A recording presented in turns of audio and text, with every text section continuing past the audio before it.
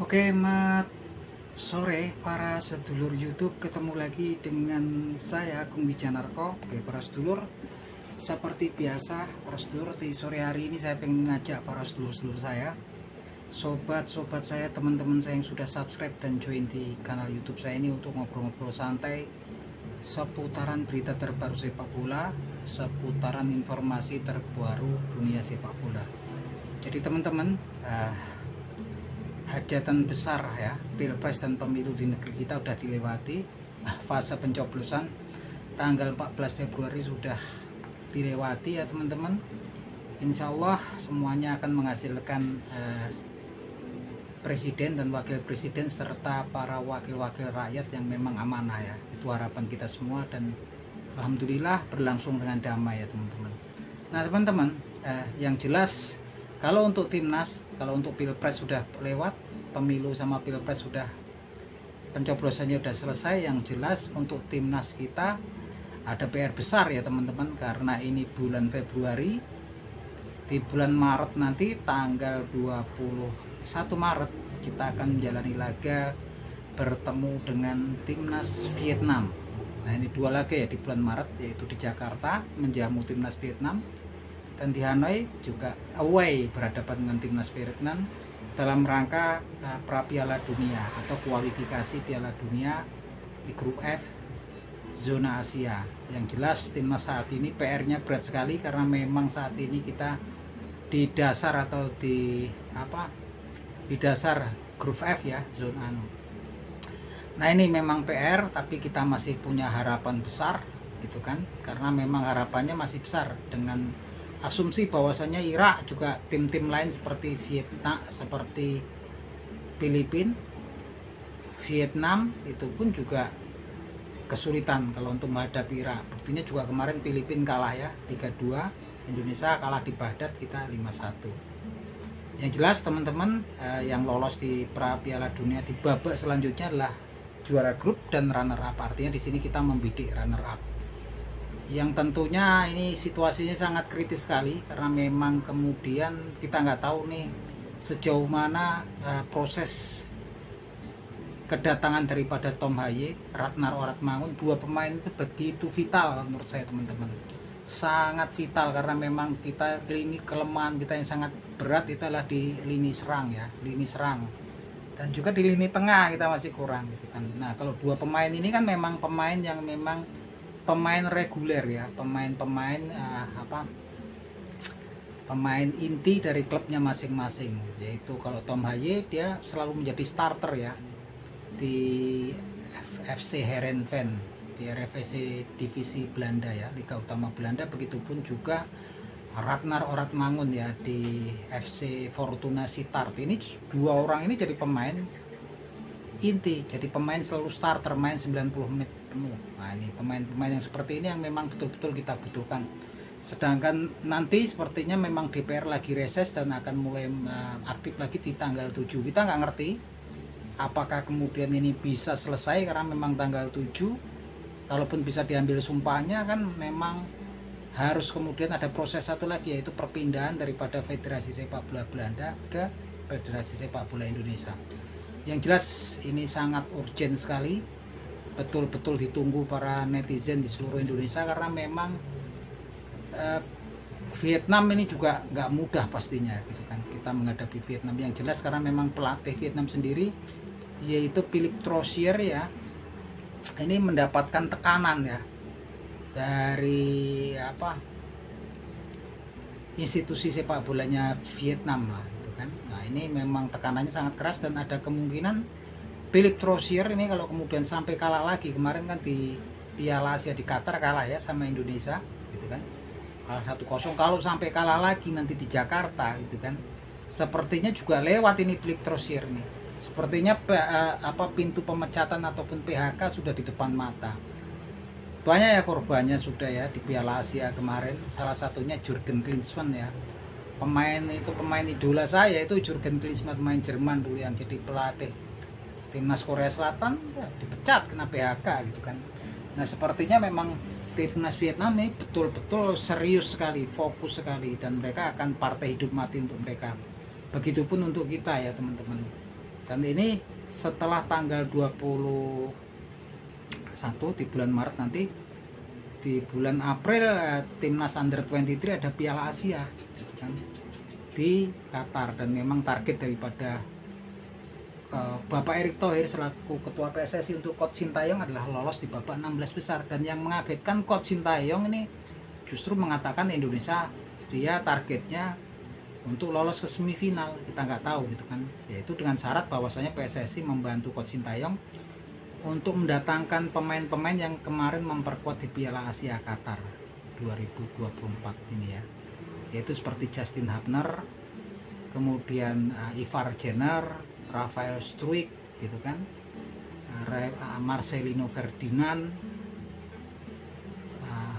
terus seperti Elkan Bagot gitu kan. Nah, ini kita nggak tahu, tapi yang jelas saat ini memang tampaknya kecintaan supporter kita ini kan memang sangat berlebihan untuk Coach Sintayong. Bahkan juga semuanya menyatakan, kebanyakan kalau saya lihat di platform-platform media sosial, mereka ingin Coach Sintayong stay gitu kan, karena memang mereka sangat senang melihat perkembangan daripada permainan timnas kita.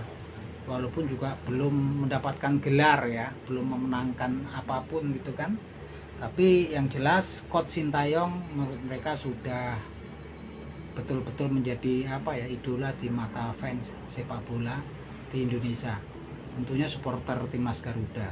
Tapi kalau menurut saya sendiri gitu kan, kalaupun nanti kemudian Coach Sintayong nggak bisa meloloskan timnas kita untuk di Piala Dunia ini di babak selanjutnya, begitu juga nggak sesuai targetnya di Piala Asia Under 23, sebetulnya nggak ada salahnya ya teman-teman kalau kemudian diganti. Sekarang ini banyak pelatih top yang memang lagi nggak melatih gitu kan, banyak sekali ya, utamanya pelatih pelatih dari Eropa.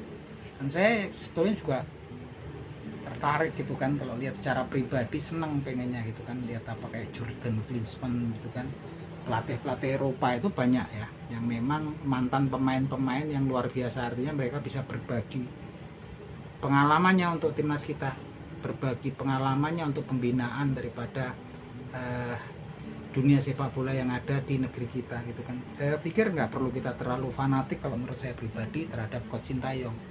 Kalau kemudian Coach Sintayong juga nggak bisa selesai targetnya kemudian untuk meloloskan timnas kita dari grup F untuk babak selanjutnya untuk pra Piala Dunia, ataupun nanti di Under 23 nggak bisa lolos di babak 16 besar, saya rasa nggak apa-apa ya, sewajarnya kemudian PSSI kemudian mengevaluasi kerjanya Coach Sintayong gitu kan. Saya pikir ada baiknya juga kalau ya dievaluasi lah gitu kan, memang karena memang dunia ini bergerak cepat ya teman-teman. Nah sekarang kan kualitas pemain kita ini udah lumayan ya, kalau apalagi nanti kalau Tom Haye sama Ratna mau bergabung. Karena kalau si Coach Sintayong nih tipikal Eropa dari Asia Timur kayak orang-orang Jepang ataupun Korea ini kayaknya agak susah ya diajak negosiasi sepertinya kalau saya lihat. Contohnya dalam rangka untuk naturalisasi gitu kan. PSSI kan bisanya cuma menyodorkan nama kepada Coach Sintayong, semuanya bergantung pada Coach Sintayong. Coach Sintayong nggak mau, ya sudah nggak bisa gitu kan, nggak bisa. Apapun seperti program naturalisasi ini betul-betul cuman PSSI juga cuman nurut apa maunya si Coach Sintayong, bisanya cuman menyodorkan nama gitu kan, atau pemain-pemain yang mungkin bisa naturalisasi. Karena memang kalau kita lihat belakangan ini kan Coach Sintayong ini sibuknya juga mendatangkan pemain-pemain bertahan gitu kan.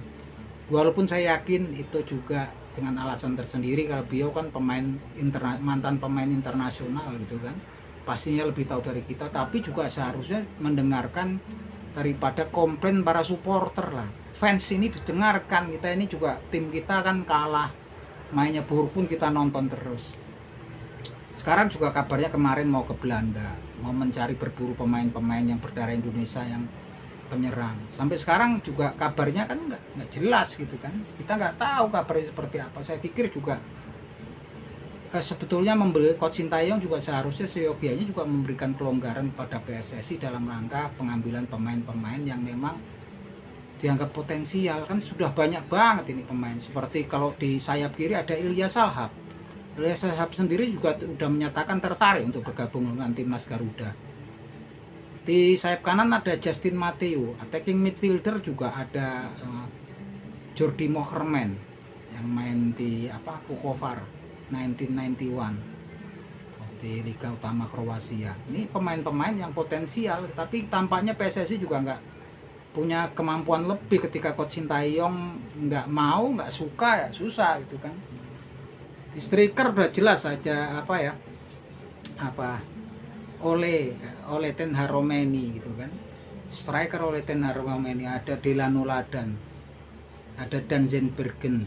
Ini pemain-pemain yang menyatakan ketertarikannya untuk bergabung dengan PSSI gitu kan.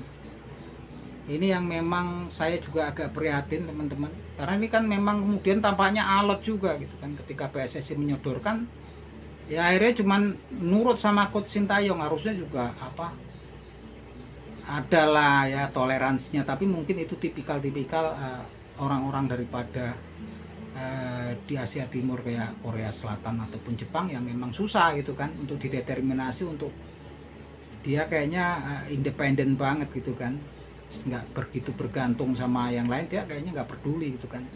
Nah ini salah satu memang keprihatinan saya gitu kan, tampaknya berjalan lambat.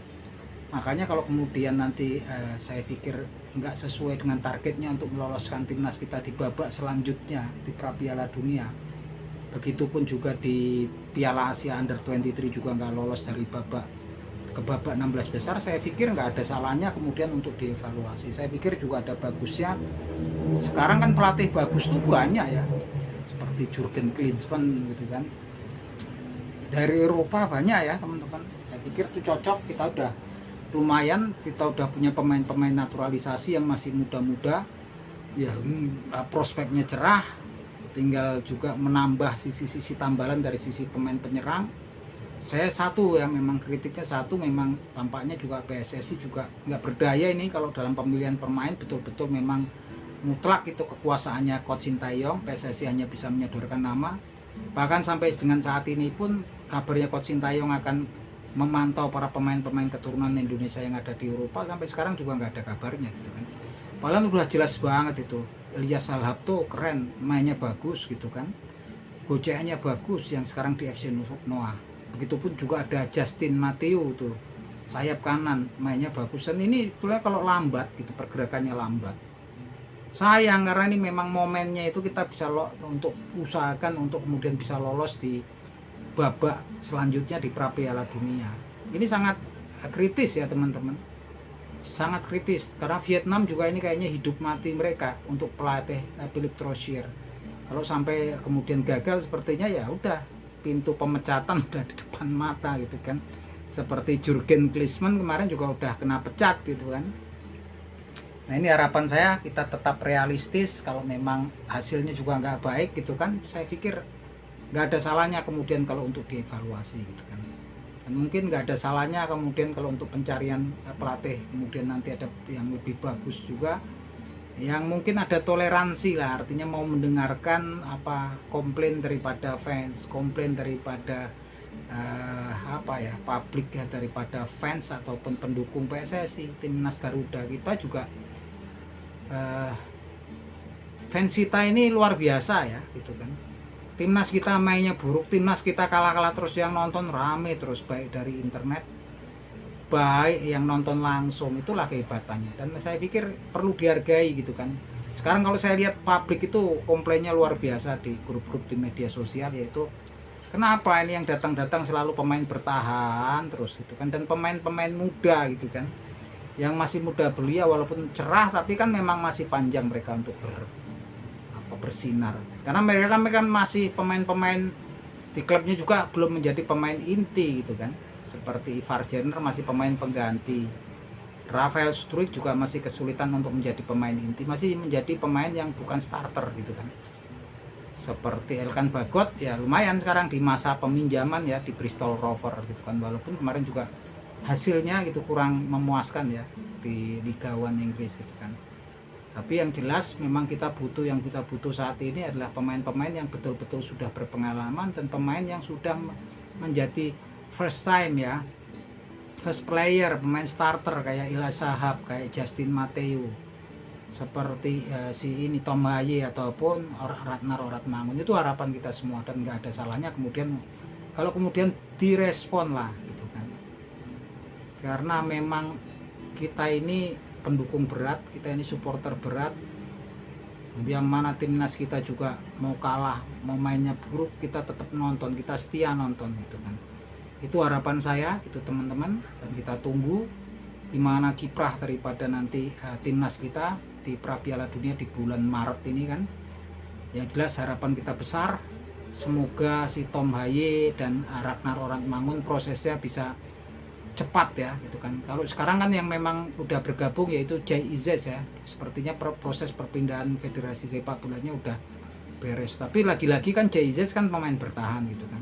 Saat ini memang kita butuh pemain-pemain yang bertipe menyerang ya. Itu harapan kita semua. Saya pikir juga harapan teman-teman sesama pecinta, sesama fans daripada timnas Garuda. Kita harapannya sama, semoga didengarkan oleh para petinggi PSSI dan juga Coach Sintayong gitu kan, walaupun bahasanya mungkin dia nggak ngerti gitu kan. Oke gitu teman-teman, salam seduluran akhir kata, semoga saya bisa menghibur teman-teman. Salam seduluran dari saya Agung Wijanarko dari Yogyakarta. Yuk matur nuwun.